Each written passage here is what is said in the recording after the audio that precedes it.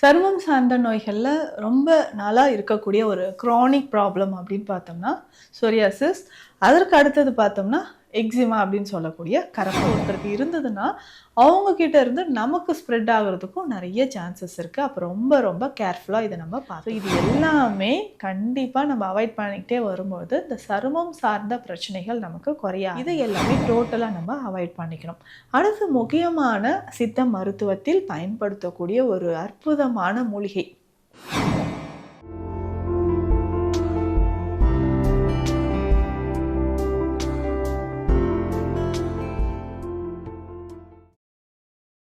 வரம் நேயர்களுக்கு வணக்கம். நான் டாக்டர் நித்யா, சித்தா ஃபிசிஷியன். சருமம் சார்ந்த நோய்களில் ரொம்ப நாளாக இருக்கக்கூடிய ஒரு குரானிக் ப்ராப்ளம் அப்படின்னு பார்த்தோம்னா சொரியாசிஸ். அதற்கு அடுத்தது பார்த்தோம்னா எக்ஸிமா அப்படின்னு சொல்லக்கூடிய கரப்பான் நோய். இது ரெண்டுமே ஆட்டோ இம்யூன் கண்டிஷன் அப்படின்னு சொல்லலாம். இந்த கரப்பான் நோய் இருக்கும்பொழுது பார்த்தோம்னா இந்த நிறைய பேருக்கு வெளியில் தெரியாமலே இருக்கும். சின்னதாக ஸ்டார்ட் ஆகும், கொஞ்சம் கொஞ்சமாக என்னென்னா அது ஸ்ப்ரெட் ஆகிற மாதிரி இருக்கும். கை விரல்களில் நிறைய பேருக்கு இருக்கும், கால் விரல்களில், முக்கியமாக அந்த மூட்டுக்களோட வெளிப்பகுதியில் நிறைய பேருக்கு இருக்கும். ஸோ இது எதனால் ஏற்படுதுன்னா ஒரு ஆட்டோ இம்யூன் கண்டிஷன். நம்ம பாடியில் இம்யூனிட்டி குறையும் பொழுது தோலில் ஏற்படக்கூடிய ஒரு பிரச்சனைன்னு சொல்லலாம். முக்கியமாக இந்த கரப்பான் நோய் அப்படின்னு சொன்னோம்னா இந்த எக்ஸிமா, இதில் வந்து ட்ரை எக்ஸிமா, வெட் எக்ஸிமா அப்படின்னு சொல்கிறோம். இந்த ட்ரை எக்ஸிமா இருந்ததுன்னா ரொம்ப ட்ரையாக இச்சிங் வந்து அதிகமாக இருக்கும். அதாவது அரிப்பு, ரொம்ப அரிப்பு இருந்துக்கிட்டே இருக்கும். கை வச்சு சொரிஞ்சிக்கிட்டே இருக்கணும். சில நேரங்களில் இதில் இருந்து தண்ணீர் மாதிரி ஃப்ளூயிட் வந்து வடிய ஆரம்பித்து அந்த ஃப்ளூயிட் எங்கெல்லாம் நம்ம ஸ்கின்ல வந்து படுதோ அந்த இடத்துல நமக்கு அதிகமான ஒரு அரிப்பு ஏற்பட ஆரம்பிச்சிடும். இதை தாண்டி பார்த்தோம்னா நிறைய பேருக்கு அந்த ஸ்கின் ஹைப்பர் பிக்மெண்டேஷன் அப்படின்னு சொல்லுவோம். ரொம்ப கருமை நிறத்தில் அந்த இடத்துல இருக்கிற மாதிரி இருக்கும். ஸோ சரியாக என்னால் ட்ரெஸ் வியர் பண்ண முடியல, ஒரு இடத்துக்கு போயிட்டு பிடிச்ச ஃபுட்டு எடுத்துக்க முடியல அப்படி எல்லாருமே சொல்லுவாங்க. அந்த அளவுக்கு இது வந்து ரொம்ப ஒரு ஸ்கின்ல அரிப்பு இருந்துக்கிட்டே இருக்கும். இதற்கு அடுத்தது பார்த்தோம்னா சிலருக்கு ஃபங்கல் இன்ஃபெக்ஷன் இருக்கும், பூஞ்சை தொற்று.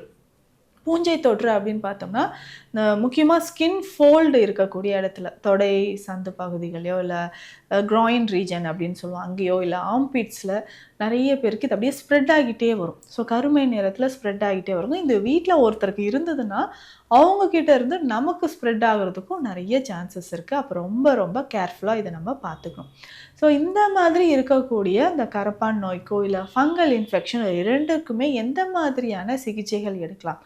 முக்கியமாக நம்ம உணவு முறையில் சில பொருட்கள் வந்து நம்ம சொல்லுவோம், கரப்பான் பதார்த்தங்கள் அப்படின்னு சித்த மருத்துவத்தில் சொல்லுவாங்க. இதெல்லாம் சாப்பிடும்போது நமக்கு இந்த எக்ஸிமா அப்படின்னு சொல்லக்கூடிய இந்த கரப்பான் நோய் அதிகரிக்க வாய்ப்புகள் இருக்குது.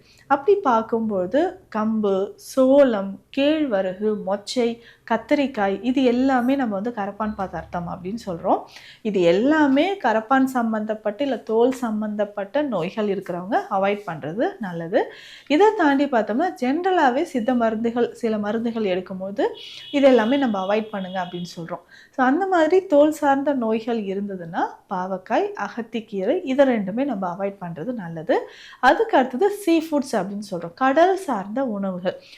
தைராய்டு ப்ராப்ளம் இருந்தால் ஆல்ரெடி நம்ம வந்து சீ ஃபுட்ஸ் அவாய்ட் பண்ணுங்க அப்படின்னு சொல்கிறோம். இல்லை இந்த மாதிரி சருமம் சார்ந்த பிரச்சனைகள், எக்ஸிமா, சோரியாசிஸ் இருந்ததுன்னா நம்ம வந்து ஆட்டோமேட்டிக்காக நம்ம என்ன பண்ண போகிறோம்னா கடல் சார்ந்த உணவுகளை நம்ம அவாய்ட் பண்ணணும். ஸோ உணவு முறையில் இதை தாண்டி முக்கியமாக நம்ம ஃபாலோ பண்ணக்கூடிய இன்னொரு விஷயம், அதிகமான உப்பு சாப்பிட்றதோ இல்லை புளி சேர்த்து சாப்பிட்றதோ நம்ம அவாய்ட் பண்ணிக்கலாம். ஸோ இது எல்லாமே கண்டிப்பாக நம்ம அவாய்ட் பண்ணிக்கிட்டே வரும்போது இந்த சருமம் சார்ந்த பிரச்சனைகள் நமக்கு குறைய ஆரம்பிக்கும். அதற்கு அடுத்தது எந்த மாதிரியான சிகிச்சை முறைகளை நம்ம எடுத்துக்கணும்? ஸோ பேசிக்காக அடுத்தது நம்ம பாடியில் இருக்கக்கூடிய டாக்ஸின்ஸ், கழிவுகளை வந்து வெளியேற்றணும். இப்போ பாடியில் நம்மளுடைய இன்டர்னல் ஆர்கன்ஸில் பிளட்டில் இருக்கக்கூடிய டாக்ஸின்ஸ் எல்லாம் எலிமினேட் ஆகணும்னா ஸ்பெஷலாக நம்ம வந்து ஹெர்பல் டீடாக்ஸ் டீ அப்படின்ற ஒரு டீ வந்து நமக்கு இருக்குது. இதை பற்றி ஏற்கனவே நான் கொடுத்துருக்கேன். ஸோ அந்த பதிவை பார்த்திங்கன்னா அது எப்படி சாப்பிடணுன்றது எல்லாமே டீட்டெயிலாக அதில் நான் சொல்லியிருக்கேன். ஸோ சருமம் சார்ந்த பிரச்சனைகள் இருந்தாலும், உடல் எடை குறைக்கணும்னாலும், நம்ம பாடியில் இருக்கக்கூடிய டாக்ஸின்ஸ் பிளட்டை வந்து பியூரிஃபை பண்ணணும்னாலும் இந்த ஹெர்பல் டீடாக்ஸ் டீயை தாராளமாக நம்ம எடுத்துக்கலாம். இது டெய்லி காலையிலையும் ஈவினிங்கும் எம்டி ஸ்டொமக்கில் இந்த டீ இதில் வந்து கிட்டத்தட்ட 18லேருந்து 21 மூலிகைகள் சேர்த்து நம்ம ஸ்பெஷல் ஒரு மெடிசனாக கொடுக்குறோம். இதை தாராளமாக நம்ம எடுத்துக்கலாம். அடுத்தது சருமம் சார்ந்த பிரச்சனை இருக்கிறவங்க ஜென்ரலாக டீ காஃபி குடிக்கிறீங்கன்னா அதை டோட்டலாக அவாய்ட் பண்ணிக்கோங்க. அதற்கு அடுத்தது நம்ம எடுக்கக்கூடிய உணவுகளை அதிகமான புளிப்புன்னு சொல்லும்போது புளிப்பு சுவை இருக்கக்கூடிய எல்லாத்தையுமே அவாய்ட் பண்ணணும். ஸோ அதிகமான புளிப்பு இருக்கக்கூடிய இட்லி தோசை மாவுகளை வந்து நம்ம சாப்பிட்றதோ, இல்லை எலுமிச்சை சாப்பிட்றது, சிட்ரஸ் ஃப்ரூட்ஸ், எலுமிச்சை, சாத்துக்குடி, ஆரஞ்சு, நம்ம சமையலுக்கே அதிகமான புளி சேர்த்து சாப்பிட்றது, இதை எல்லாமே டோட்டலாக நம்ம அவாய்ட் பண்ணிக்கணும். அடுத்து முக்கியமான சித்த மருத்துவத்தில் பயன்படுத்தக்கூடிய ஒரு அற்புதமான மூலிகை, இதை வந்து நம்ம பல மருந்துகளாக நம்ம வந்து ஸ்பெஷல் மெடிசனாக கொடுத்துட்ருக்குறோம். அதுதான் பரங்கிப்பட்டை அப்படின்னு சொல்கிறோம். இதனோட பொட்டானிக்கல் நேம் சிம்லஸ் சைனா. இந்த பரங்கிப்பட்டையை நிறைய மருந்துகளாக நம்ம கொடுக்குறோம். பரங்கிப்பட்டை சூரணமாகவோ இல்லை குடிநீராகவோ ரசாயனம் அப்படின்னு சொல்லக்கூடிய மெடிசனாகவோ நம்ம கொடுக்குறோம். நம்ம ஸ்பெஷல் மெடிசனாக இந்த ரசாயனம் அப்படின்னு சொல்லக்கூடிய இந்த மருந்தை எதற்கெல்லாம் பயன்படுத்துகிறோன்னா, பல வருஷமாக இந்த ரசாயன மருந்தை நம்ம கொடுத்துட்ருக்குறோம். ஏன்னா இப்போது நிறைய இடத்துக்கு நான் வந்து போயிட்டேங்க. பல வருஷமாக நான் வந்து அவஸ்தைப்பட்டுட்ருக்கிறேன். என்னென்னவோ டயட் ஃபாலோ பண்ணிட்டேன். அப்போது இந்த மெடிசன் எடுத்து நமக்கு க்யூர் ஆகுது. ஸோ 1 மந்த்லேயே நல்ல ஒரு பாசிட்டிவ் ரிசல்ட் கொடுக்குறாங்கன்னா அதுக்கு முக்கியமான ஒரு காரணம்னா இந்த பரங்கிப்பட்டை ரசாயனத்தை தான் நம்ம பயன்படுத்துகிறோம். ஸோ அந்த மாதிரி இந்த பரங்கிப்பட்டை ரசாயனம் அப்படின்னு சொல்லக்கூடிய இந்த மெடிசனை பரங்கிப்பட்டை மூலிகையோடு சில மூலிகைகள் சேர்த்து அந்த மெடிசன் ஃபார்மில் நம்ம கொடுக்க போகிறோம். இது ஒரு நாளைக்கு 2லிருந்து 3 வேளை நம்ம கொடுக்குறோம். ஜென்ரலாகவே இந்த பரங்கிப்பட்டை ரசாயனம் சொல்கிற மெடிசன் நம்மளோட ஸ்பெஷல் மெடிசன்னே சொல்லலாம். ரொம்ப நாளாக இருக்கக்கூடிய இந்த கரப்பான் பிரச்சனைக்கோ இல்லை விட்டிலிகோ அப்படின்னு சொல்லக்கூடிய வெண்புள்ளி நோய் இருக்குது இல்லைங்களா, இந்த வெண்புள்ளி நோய் இருக்கக்கூடிய பிரச்சனைக்கோ நம்ம இதை பயன்படுத்திட்டு வரலாம்.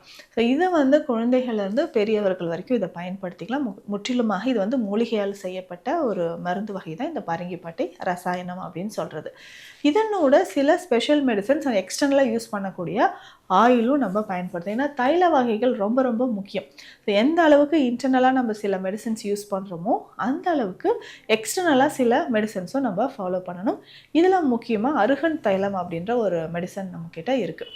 இந்த அருகன் தைலம் வீட்டில் நீங்களே ஜென்ரலாகவே ப்ரிப்பேர் பண்ணிக்கலாம். இதுக்கு முக்கியமாக என்ன மூலிகை வேணும்னா அருகம்புல், தேங்காய் எண்ணெய் தேவைப்படும்.